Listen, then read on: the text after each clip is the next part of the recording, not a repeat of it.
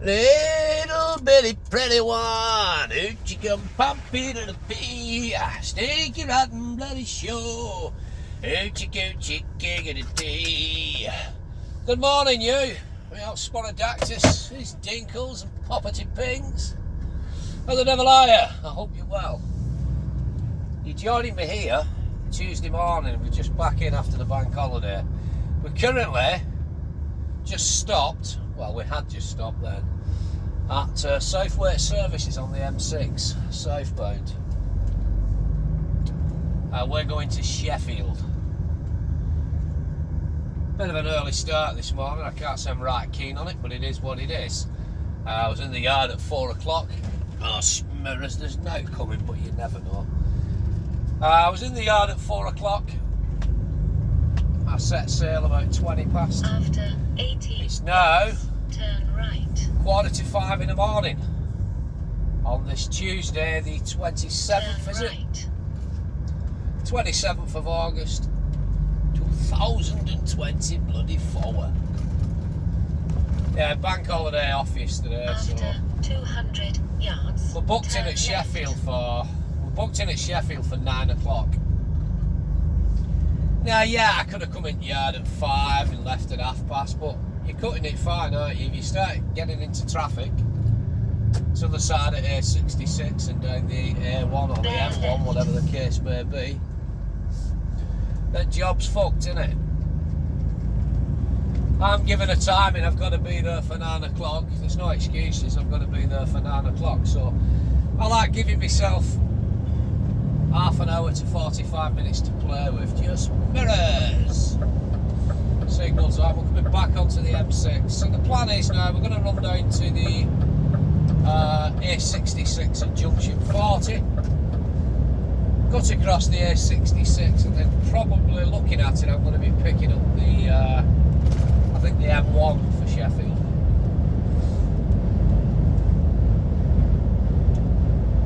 I think that's the best bet.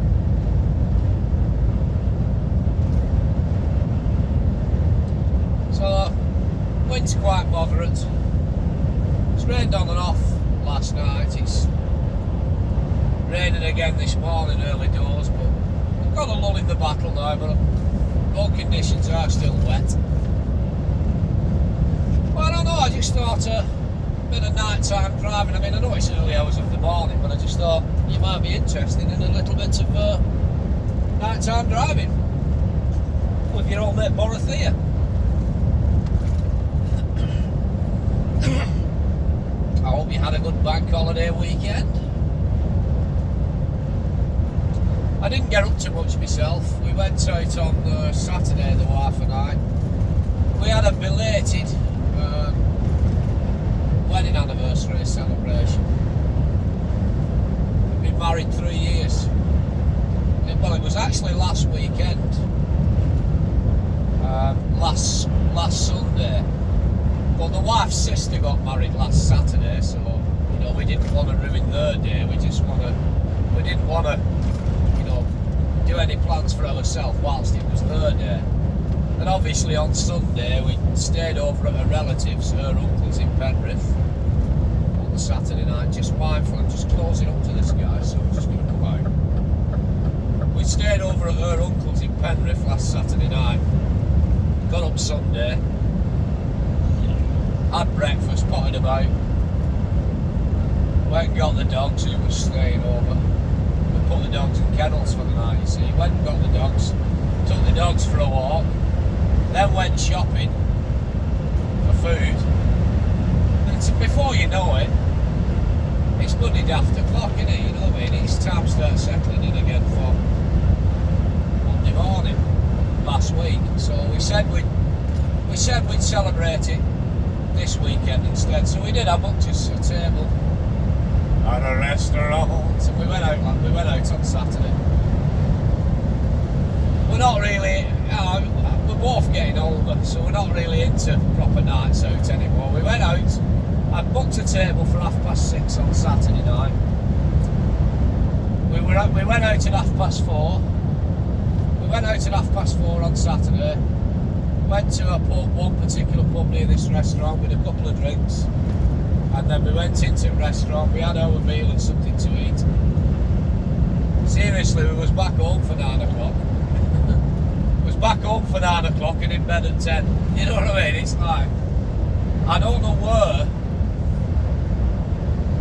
when or where I exactly grew into middle age, but I used to be, it's just flashed me in. Still mirrors anyway.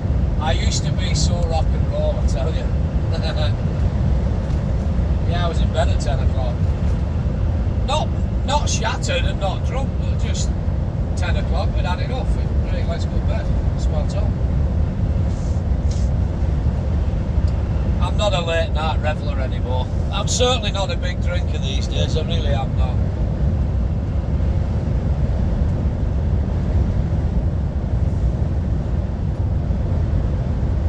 I think I had 3 pints before the meal. 3 pints of Guinness in a pub before the meal, and we went into this place, this restaurant. They didn't have Guinness, so I ended up getting a bottle of dark fruit cider in a glass, and I had that with my meal. That was it. We walked home after that. That's all I had all night. Yeah, we're back in Thurles for 9 o'clock.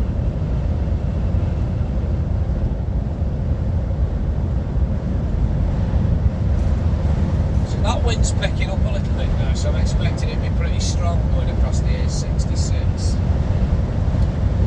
I think winters, you know, the times are changing now. Autumn's definitely upon us.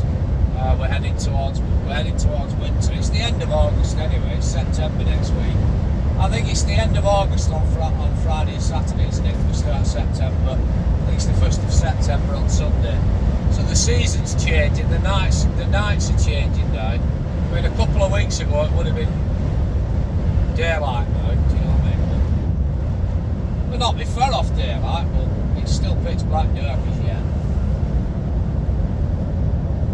So winter's upon us, you know what I mean? We're knocking on the door. I actually like autumn, but I'm not very keen on winter. I don't like winter full stop, I never have. I do like autumn. I think autumn's a great season. When all the leaves are brown and the sky is grey. I like it when the season turns and the leaves start going brown and falling off the trees and that. You know, I do like autumn. I've always liked autumn. Autumn and summer. But I mean, these days, you know, you call it global warming, you call it what you want, but the weather's all over the bloody place, isn't it? You know, it's not like when we was kids and we used to have six week off school, summer holidays, and it was pretty much guaranteed red hot every day. It was a proper summer. There's none of that now, is there? You're lucky if you get a week of it.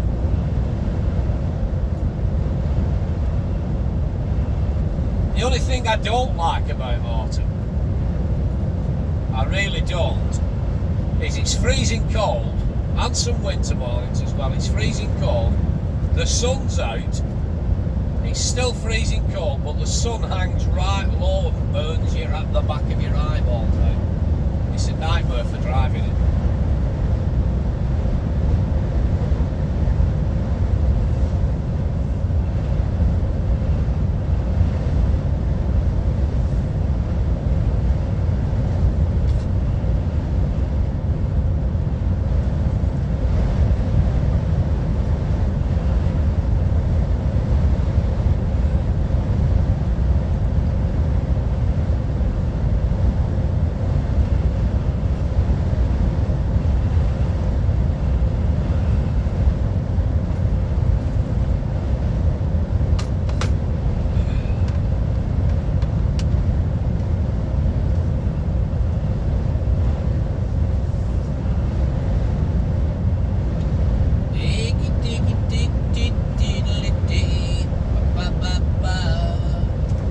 At the end of the day, we've had to have an early start this morning.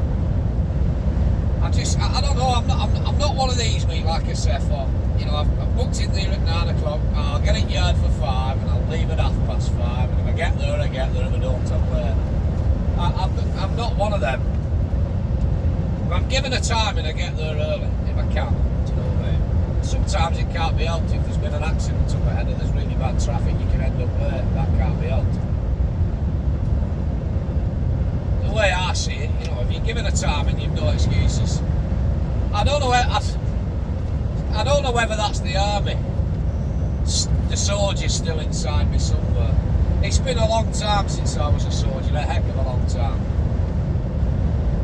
I've not been in the army for over 20 odd years, but I don't know, that kind of discipline never leaves you. It's always told in the army, if you're given a time and you get there 10 to 15 minutes beforehand, do you know what I mean?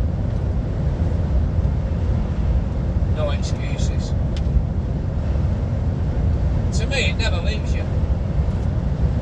But like I say, I'm not going to bang on about soldiering or anything. I only did 4 years and a bit of change. You know what I mean? I wasn't a 22-year man. And that was a long time ago now. But there's certain things what I think never leave you, certain bits of discipline, you know what I mean? It was never going to be a 22-year thing for me. I was too old when I went in. I was 24 when I joined the army. 28 when I came out. So at 24-year-old, I was older than most of the fucking corporals. What was taking me through basic training. Yeah, the majority of them was hard but firm, it really was. Firm but firm.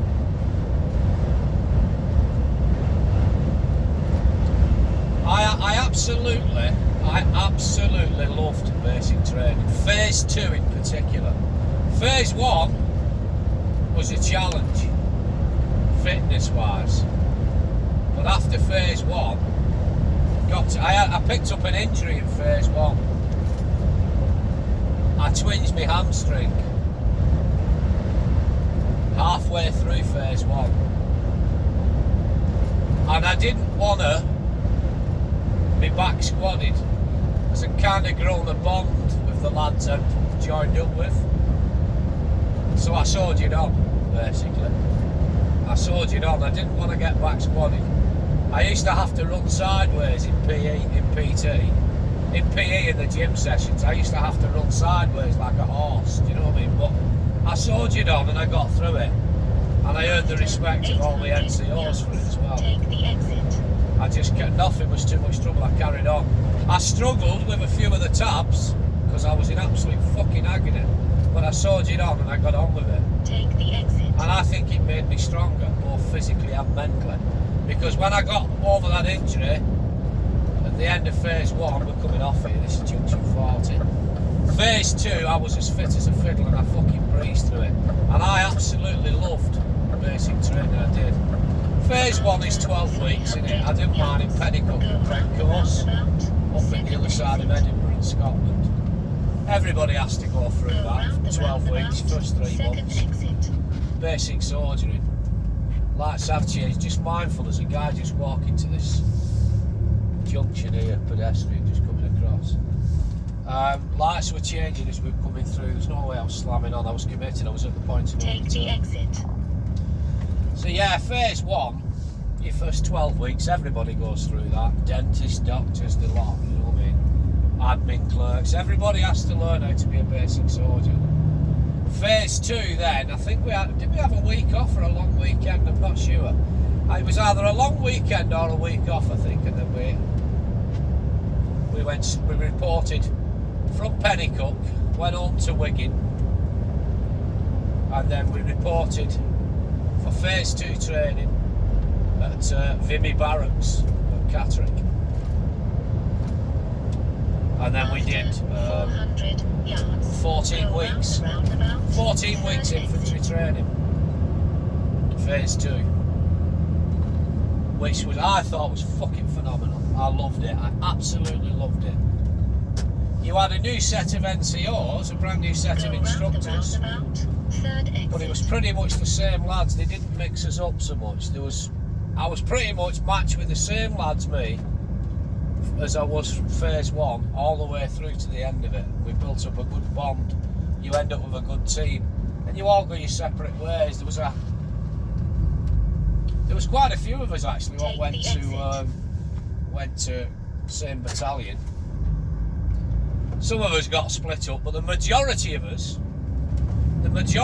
all ended up in C Company. I was posted to C Company, me, when I went to battalion.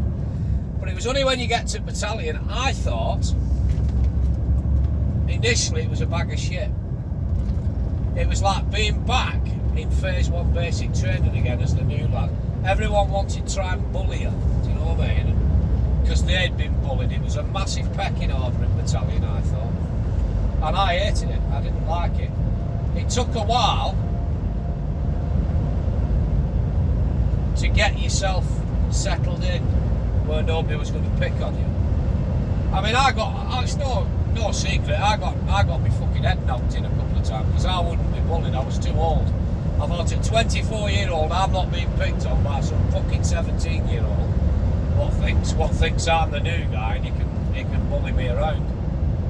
So I stood up for myself straight away.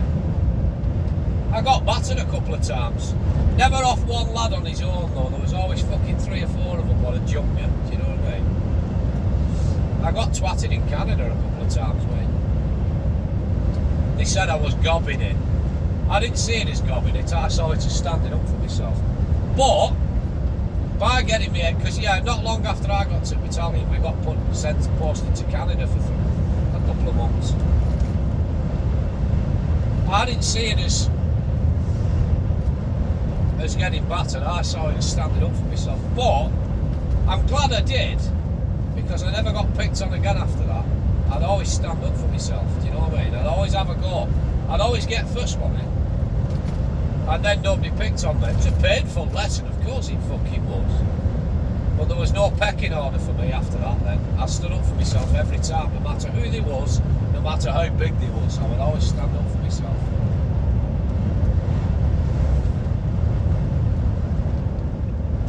Win or lose. And trust me, I lost a lot more than I won. You know what I mean? But yeah, battalion was a letdown initially for me.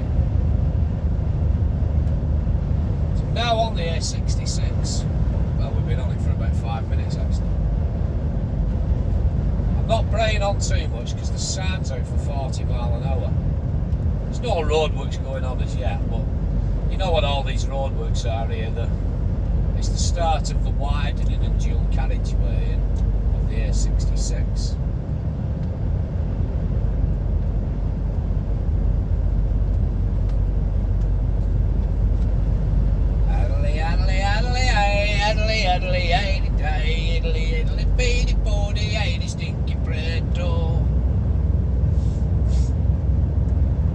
Yeah, basic training I thought, specifically phase 2. But I enjoyed phase 1, don't get me wrong. Phase 2 in particular, I fucking loved it. I was absolutely as fit as a fiddle. Phase 2, I was a good runner. I was a good distance runner, me though. I was never any good at short distance. I could run all day at long distance. I was physically in my prime. I was as fit as a fiddle. And this lad might have broke down here, I'm not sure, is he? Tabbing wise, with a Bergen on my back weighing £50, I used to find it difficult being at the back to stride out. I could tab at the front, I could stride out and tab at the front, but if I was round about the middle or the back, I used to find it difficult. I used to have to run, practically run. Don't get me wrong, I could run for 8 miles with a Bergen on my back, I could shuffle at a fast walk running, but I couldn't stride out with the rest of them. I don't know, I just used to find it difficult. If I were at the front, no problem. But if you're in ranks and you're near the middle or the back, it were hard work. So I used to practically have to run it the entire tab, which was no bother.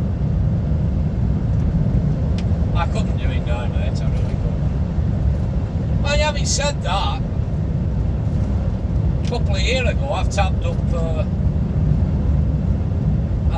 Hard Knocks Pass, didn't I? To the old Roman Fort with a burger on my back. It wasn't weighing 50. I didn't weigh it, but it was weighing quite a bit. I'd packed myself for a full weekend exercise. You know what I mean? So it was quite heavy, and I tabbed up with a full burger on my back. I was blowing out my arse a few times. You know what I mean? Again, I tabbed up pretty much to the top of Scarfell, didn't I? Didn't get to the pike a couple of weeks later, but we went pretty much well over 3/4 of the way up. We didn't get to the Scarfell pike right at the top. We got to the top of the mountain range, but we didn't get to the pike. We couldn't see a thing. It was a whiteout with snow, and I tabbed up that with full burger on.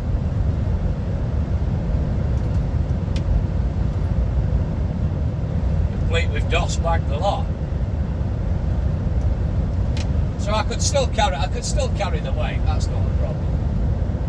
But actually, on a tab for 8 miles, I think would be hard work. I don't think I could do it. I know it's all mind over matter.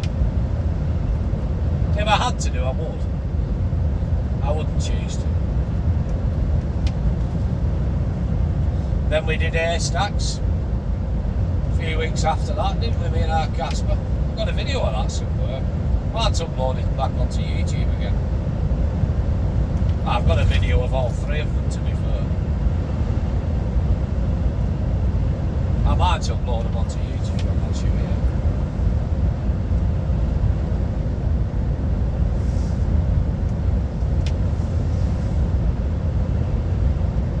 Do you know what? I think I bloody will.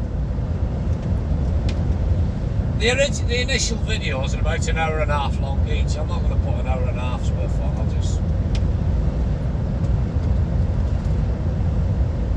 I'll edit one down a bit, I think.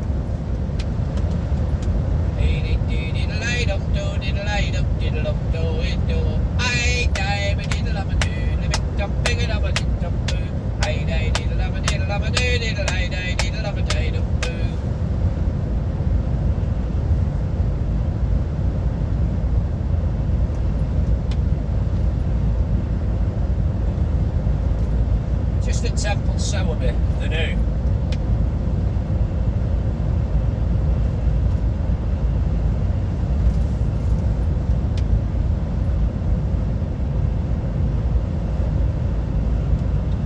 It's pretty quiet this time of day. There's not a lot on this particular road. It'll be busy later on. It'll be heaving on here later on.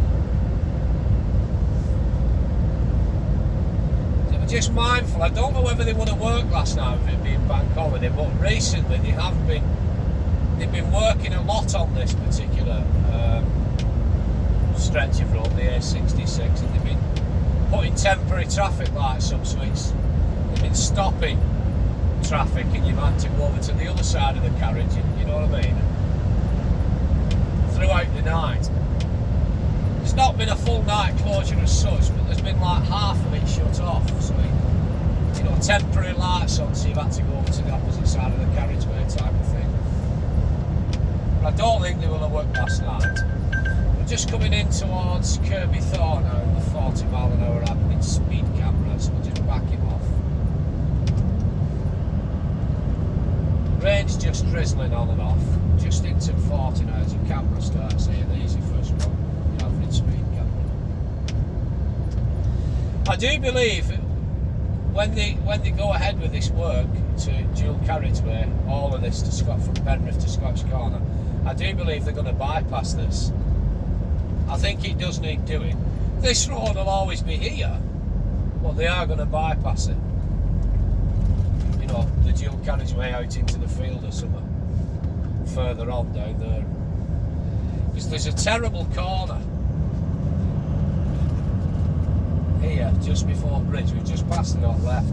It's basically going in towards Gypsum. There is a village there as well, little housing estate and that, but it's when you're going in towards British Gypsum, there's always, it's just a bad corner because traffic's trying to get out and they've got the corner bearing down on them left and right. Well, on the left you're pretty much blind coming out of that junction, and there's always bad accidents there. It's not sexy.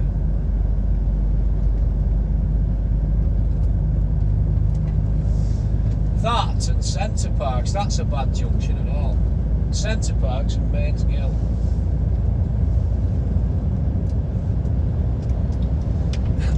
So I just feel that temperature outside dropping a little bit. Oh, mind me on as well, I'm going to have to ask about getting my night heater sorted. My night heater's still faulty, which has not been so bad throughout the summer. And now the the season's changing, the temperature's dropping. I won't be staying out without a night heater. I know some of you are going to say, oh, there's drivers and there's screwdrivers. Back in the day when we all had fucking polio and jumpers for goalposts and each and twin splitters, we didn't have a night heater.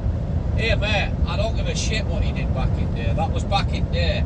There was no alternative. You didn't know any different. It was what it was back then. Back in there, I froze my arse off, which many of us have, on the Prairie Deserts out in Canada, in the back of a fucking 4-ton Bedford 4-tonner. Had to sleep all night in the back of it, all huddled up together. There was no night heaters in the back of them things. They were just old bone shakers. We all had settled down for eating it. You know what I mean? Back in there, I've slept in a shell scrape, in blizzard conditions, in fucking snow and all sorts. That was back in there, we didn't know any different. Now, given the choice, I want a fucking night heater. Work smarter, not harder. Do you know what I mean? If this truck's equipped with a night heater, I want one available and I want it working. Back in day's gone. We've all been round block back in day. Do you know what I mean?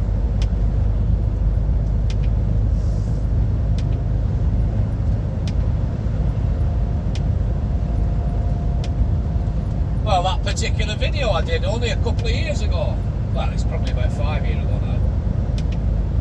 No, actually it's 7 bloody years ago now, 2017. Is when I came up camping for the weekend after we planted my grandma when she'd died at Christmas time in 2016. When I went up the old Roman fort on Erdnot's Pass, when I tabbed up, I bash it up for night on the Roman fort. It pissed down all fucking neat. I bash it up in my sleeping bag, and because it was pissing down, I was under fucking basher most at night in my DOS bag.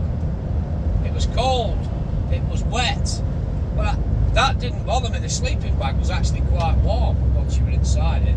Boots off and fully clothed, obviously. But I tell you, the one thing I found was fucking being uncomfortable.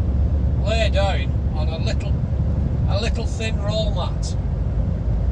And a little roll mat. It wasn't the official army issued roll mat. It was a yoga mat I'd seen on random shite out in Aldi. But it was the exact same material and same thickness as the roll mats they used to issue as in the army. Fuck me, it was uncomfortable. Proper uncomfortable.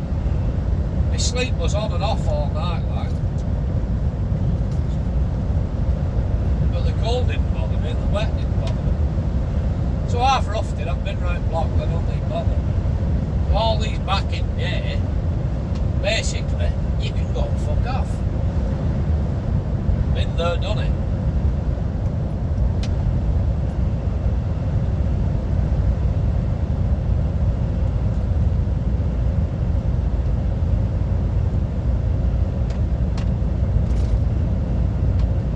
Back in days as a child, I've grown up in a house where some nights we've had no fucking heating on. There was no money for gas. Do you know what I mean? We've all got bed with an extra fucking blanket on. Walking up freezing in a fucking morning. With frost on fucking insides of windows. They weren't double glazed. I've been back in there, trust me. I've grown up with fucking doubt. We were always clean and we always had good manners, all four of us.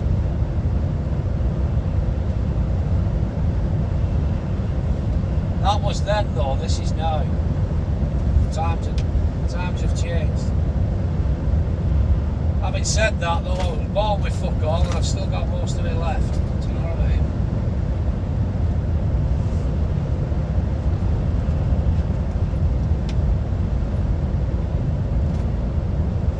So I'm going to take you in towards Scotch Corner and I'm going to cut you loose. If I can't get in the last lay-by before Scotch Corner, I'll take you into Cornigarth. Ideally, last lay-by before Scotch Corner. I'll cut you loose then and I'll crack on.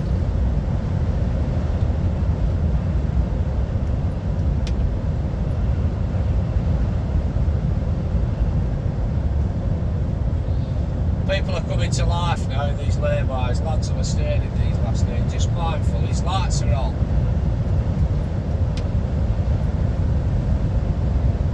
Actually, that's a gypsum trailer, so he wants to stay in that lay-by last night. So just mindful, we're closing up on whatever this thing is in front. I'm assuming it's a truck, but assumption's the mother of all fuck-ups, isn't it?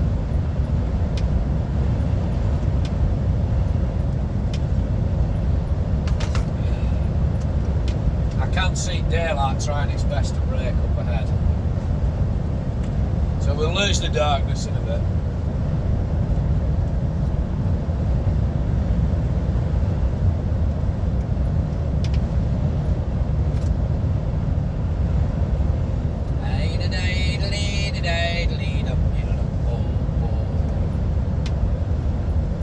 Rain's coming at us now, pitter patter.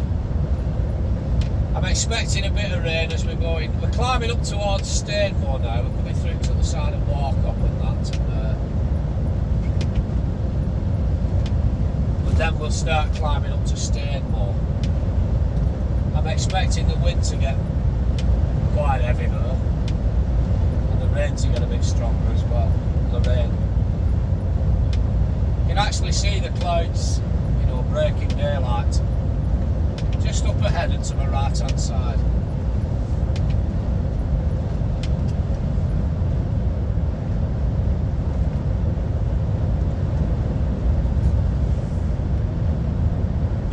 Yeah, I've got a full Bergen in attic in our house. Only ever used it a couple of times really. I've done a couple of overnight wild camps in it and some tabbing and whatnot. Well, I've never bothered. When I moved to Cumbria, I just never bothered since because the fells was on my doorstep. And for the first 2 years when I moved up to Cumbria, I was still getting out and active on the fells and that. And obviously after I'd met wife and then I started doing this job, just never had time and I've not done anything for 5 years now, do you know what I mean? Proper. It's just sat collecting dust in friggin' attic. I keep saying one of these days I'll dust it off and I'll have a do, but you know, if I'm honest, can I really be arsed while camping? I really don't think I can. I really don't. Well, I don't know why they call it wild camping actually, because you're not wild camping, you're just camping out. You know what I mean? Just dropping down towards Warcop now. There's a couple of bad bends down here. Traffic's getting heavier now coming towards us. As I say, people are coming to life now. And for the majority, I mean, a lot of people would have been back at work yesterday when I worked the bank holiday. No bother. But for the majority who have been off, it's back to the rat race this morning. This is the start of these first two bad bends here now, see, so we're mindful. Truck is braking up ahead. Just back him off.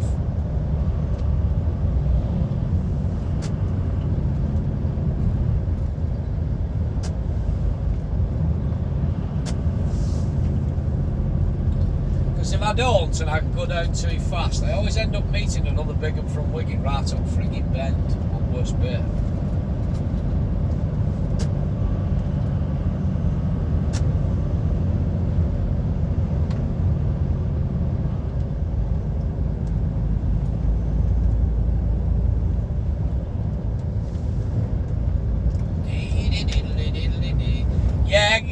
the choice now, I'd rather go home and go to bed in my own bed, or, you know, sleeping in this truck. I don't think I'd like to camp out under the stars under a basher in a sleeping bag anymore. I really don't. If I had to, I would. If I ever found myself in that predicament and I was fucking homeless, I'd have no choice. Do you know what I mean? But given the choice, I really don't want to anymore. So will I ever use that Bergen again? Maybe not. Maybe when I'm older and going on another expedition, another adventure. I don't know. You never know what's around the corner, do you? You know, you don't know what life's going to throw at you.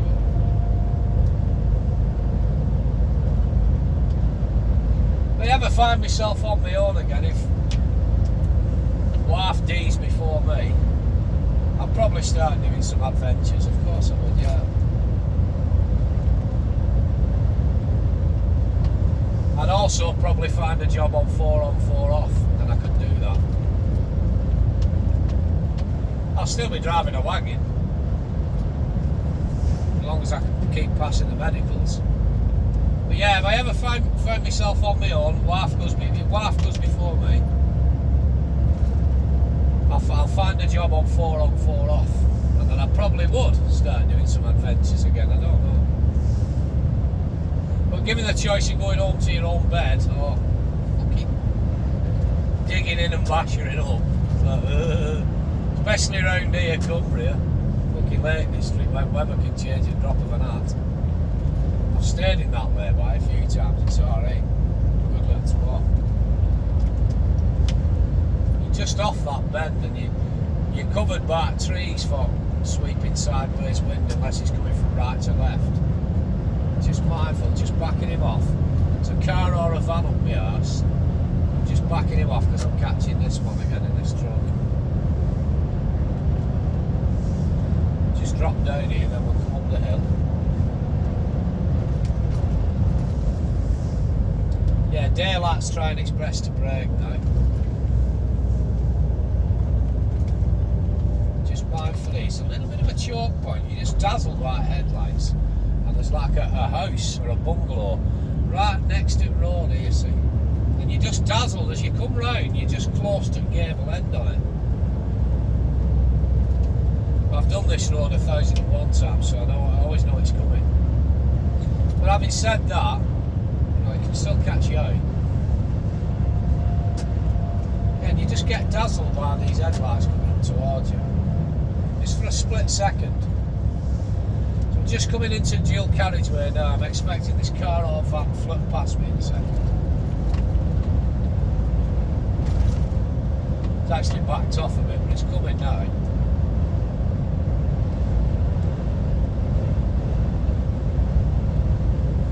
I remember once when I worked at Jenkins coming down here one Monday morning, and there'd been a bad accident on top of Stainmore, somebody had been killed. The police was stopping us all. Just round about here now. They were bringing us all off. They were bringing us all off towards Kirby Stevens and what's it called? It's here, see. Kendall and the other one. Summit upon Tees. We all had to come off here. Turn left. Turn left. Make our way up. You can either come off and turn back for Penrith, or myself and another Jenkins driver, I didn't know who he was, but he got out and spoke to me. Hi, I'm going to go such a way. He says, where are you loaded for? I says, Wilton. Oh, right. I'm loaded for such a place. He said, follow me, I'm going over back roads. So we ended up coming out and we went up the back roads there, up on the top of them fucking fells. But every man and his dog was doing the same thing in both directions. So when we got to Kirby Stephen Junction there, I ended up fucking losing him. He got out before me. I ended up losing him. I just followed my nose though and went with rest of traffic. Fuck me, it was tight like. But we got over, but it was a slow process because everybody was coming over the same road from opposite both directions.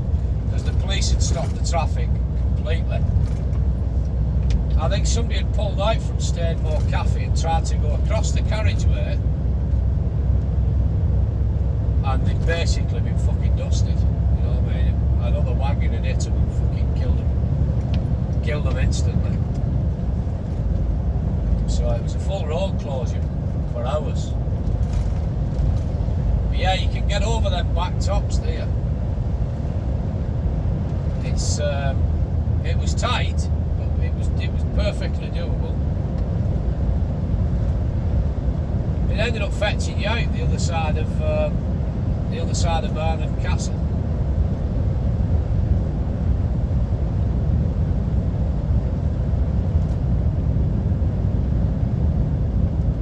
But I ended up bypassing that Barnard Castle and I came back out the other side of Darlington.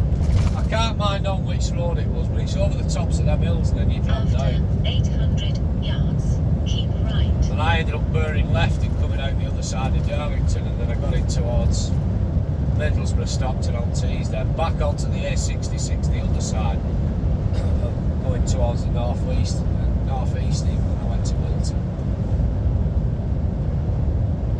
Oh, it was a fuck on, like, he'd added loads of time on because it was just that slow process because everybody had to divert on the same road in both directions, so you were just barely squeezing by other wagons and they were doing the same, so it took fucking ages, like, you know what I mean?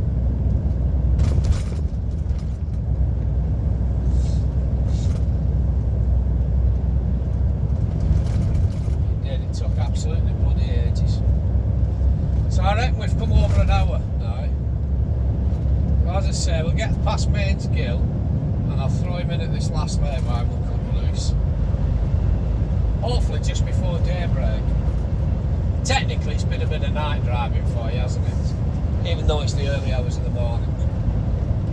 It's actually 5:25 now. It was 5:45 when we set off at... I think it was 5:45 when we set off at what's it called, wasn't it?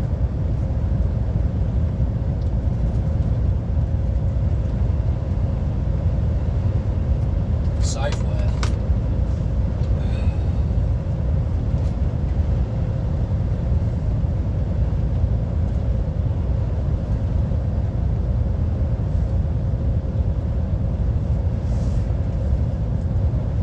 Something like that, anyway.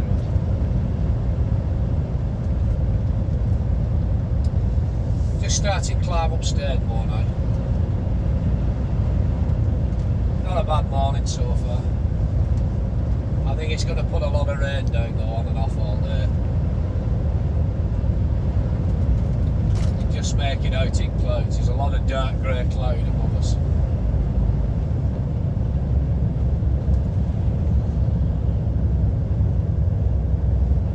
Just mindful here, I'm just going to... That truck's just overtaken the truck and we're catching the truck it's just overtaken. Again, mindful of anybody pulling out.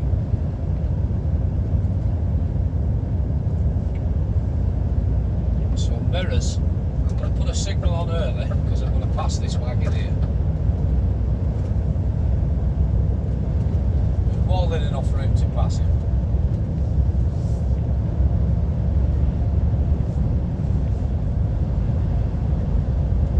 We are loaded, by the way. We've got two sets of... Oh, it's a stalkers. We've got two sets of concrete stairs on and two concrete slabs. We're loaded at Uddingston on Friday, Sheffield. Doesn't look the easiest of jobs when I get there. It's I've been given an address, and it's like an adventure playground centre where I've been given the address to go to. I'm assuming they're building something on the side of it, or it could be in the adventure playground I've got to reverse into. But it looks like I'm coming off a main road into a ball ache of a little tight cul-de-sac street. So we'll figure it out after. There's no number on the paperwork to ring. So what I'm about to do is find out where I'm going. I don't want to turn right, I don't want to turn into the top end of this cul-de-sac. Like I say, it looks a ball ache. And I've had a look on Google Earth on Friday and there's double parked cars on the corner. It's a residential street. So I might just hang fire on the main road outside, hazards on, and walk in and have a look and see what crack is. And if needs be, I can go down the road and turn around and make my way back. Do you know what I mean? That's why I like getting there a little bit earlier. Just to wake job up and such things out. But we'll sort that out in a bit. According to El Twaticus Navicus, I'm going to get there at 5 to 8. That should be ample time. But I'm probably going to stop at one of the services somewhere. Maybe Cornigarth, I don't know yet.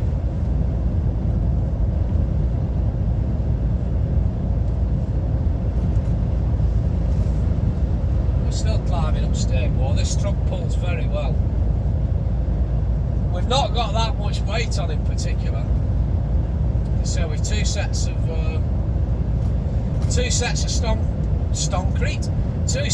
concrete staircases on, and two little concrete slabs. I'm assuming they'll be for the top of the staircases, the set piece. Do you know what I mean?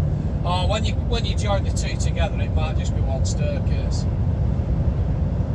But basically, with two sets of stairs on and two little concrete slabs, I assume, like I said, they'll be for the top of each set of staircases. So you go up one set and then turn where the concrete slab would be, and then the second set and start. You know what I mean? Then there's another concrete slab taking you in through a doorway or whatever. I don't know.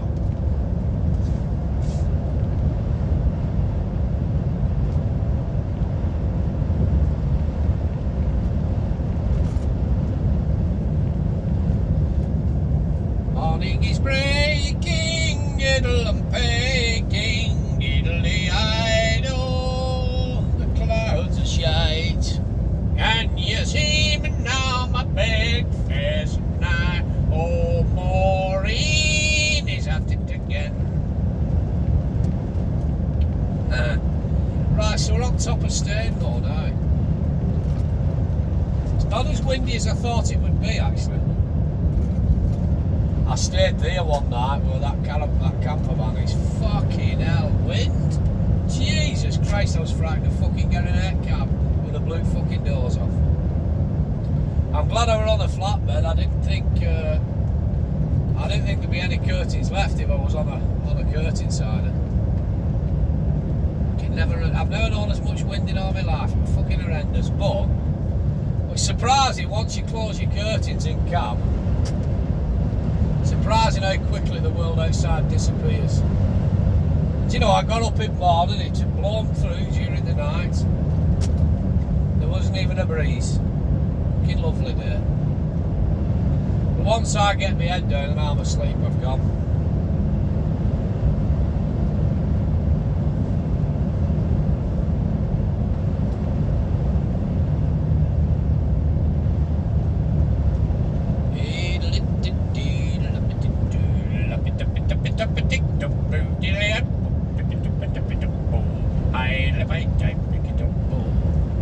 I'll tell you what I watched yesterday. I've seen it 1,000 times. I watched it again yesterday. It was on A Bridge Too Far. They're all in it, all third actors. Anthony Hopkins, Sean Connery, Gene Hackman. They're all in it, all third actors.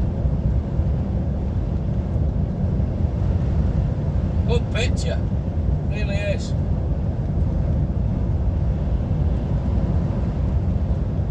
But I mean, it's based on a true story. What them lads went through, Jesus. But they followed orders. They did what they had to do, didn't they? And I know you might not agree with me, but I always, not for the big generals, officers, and Hitler himself, but I always have some compassion for the ordinary German infantry soldier, your average privates, what would be a full screw or a sergeant. You know what I mean? They only followed orders as well. You know, they had to fight and follow orders. Your ordinary German infantry soldier. I remember in 2002 we went on a battlefield tour with the army, with the battalion, we went all through Holland.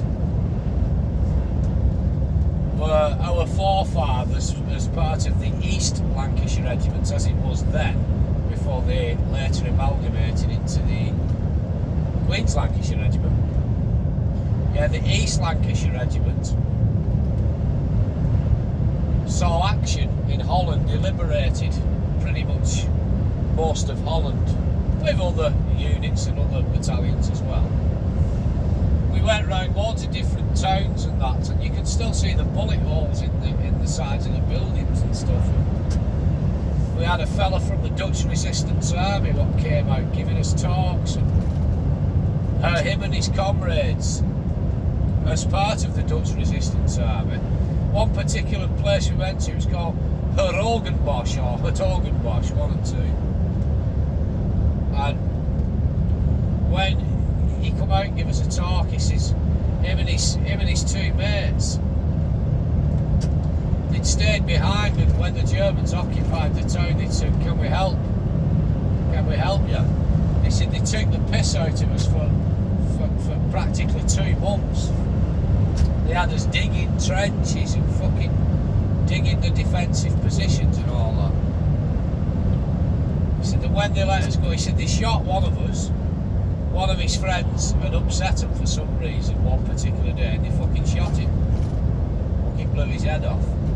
He said, but they let me and another fella go at the end. He said, we was frightened to death. He says, that walking away thinking we were going to get shot in the back. He said, but you know, they let us go. He said, and what we did, we went straight to the advancing British Army, and we drew up detailed maps and plans, and right, when you get into town, this is that, that's that, blah blah, that's a machine gun position. He said, because we knew where they all were, because we'd fucking dug them and set them up. He said, so the advancing army, the East Lancashire Regiment, had already had a brief what they was facing.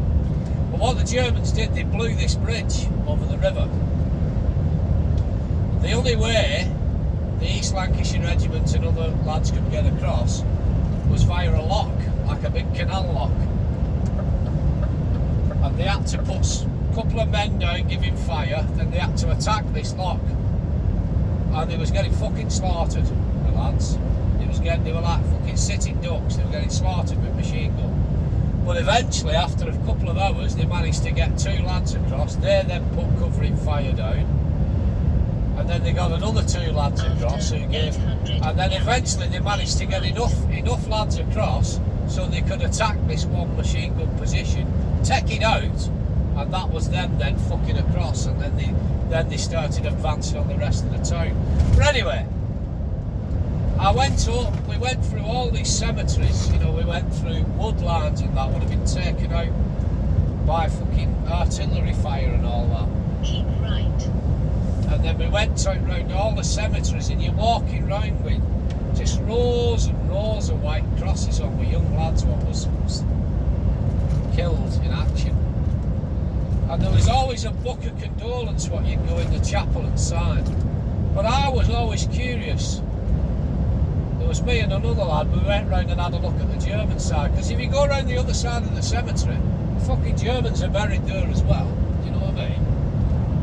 And I used to go in and I'd go round and have a look at their side as well. And for all the hundreds of signatures and messages in the British Book of Condolence, you go round to the other side of the chapel and have a look at the German side, and there's fuck all in there, but there's still a Book of Condolence there. So I'd write a message in that way and I'd show some compassion for them. I would. And I still do. Because your average German soldier was only following orders and doing what they was fucking told to do. Do you know what I mean? They laid down the laughs as well. Your generals, your commanding officers, oh, they were fucking brutal. Your SS men, they were ruthless. They deserved hanging. Do you know what I mean? But your average infantry grunt was just following orders like every other man. They were just doing what they were told to do. And it was kill or be killed, wouldn't it? You know what I mean? You might not agree with me there, but yeah, that's why I used to do that. I went round and I had a look at the German side as well and paid some respect to them.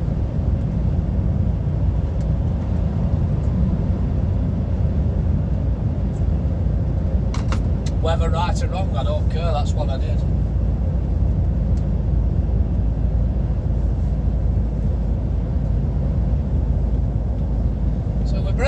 Daylight, the new, see, nice.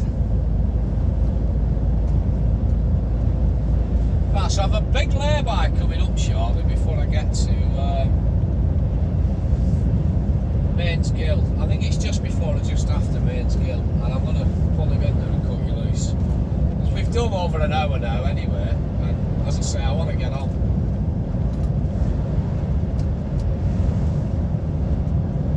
I'm probably going to stop on the M1 at one of the services before I go.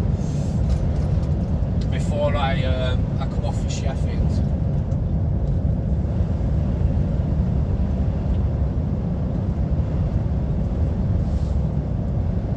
Probably just go toilet.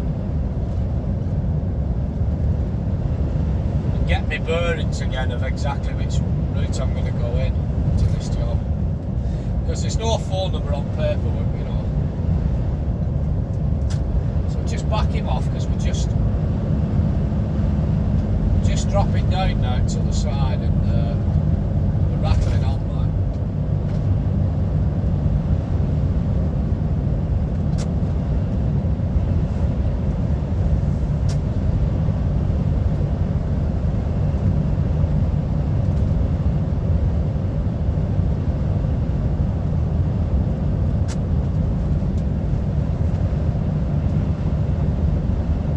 Yeah, I think we're going to be in for rain on and off today, I really do.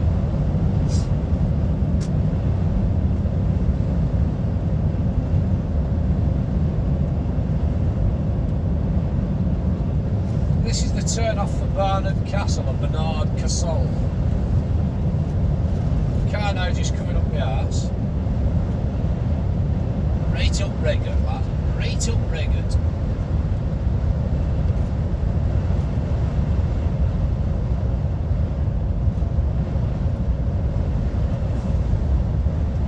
We're 12 miles off Scotch Corner.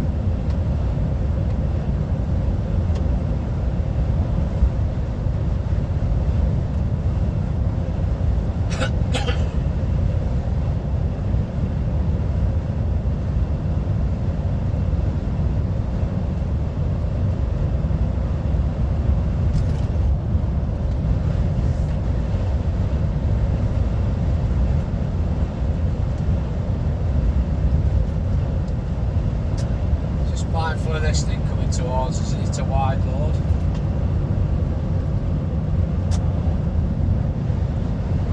No, it was just a normal tanker. I don't know whether he's aware that he's got his flashes on.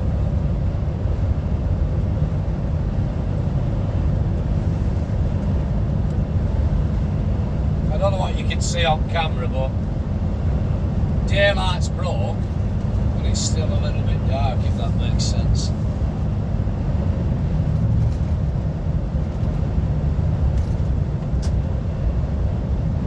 Into dual carriageway now, this car's going to come past us. Here he comes.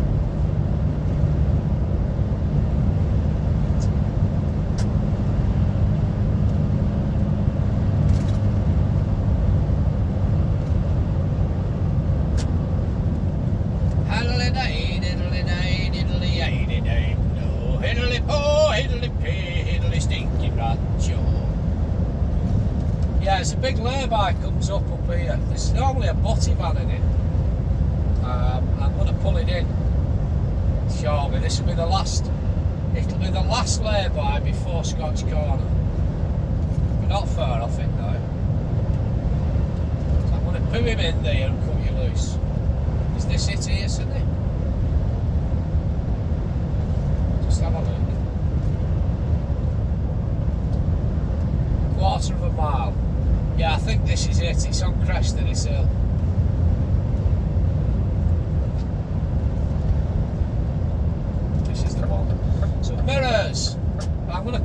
see you guys, because we've done over an hour now, and I think that's enough and sufficient for this video for today.